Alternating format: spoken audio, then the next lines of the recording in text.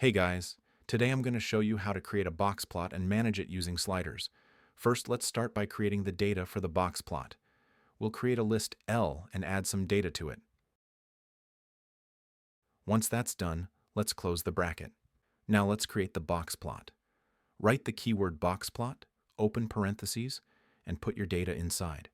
As you can see, here's the box plot. You can adjust its position by modifying the height and offset. Now let's add some animation using sliders. First, create the slider. Let's create a new box plot. Once done, hide the first box plot. And now you can manage the position of the box plot by adjusting the slider. Next, let's add another slider for scaling. We'll need to adjust the formula here, and now you can control the scaling of the box plot using the second slider. If you found this video helpful, don't forget to subscribe to the channel.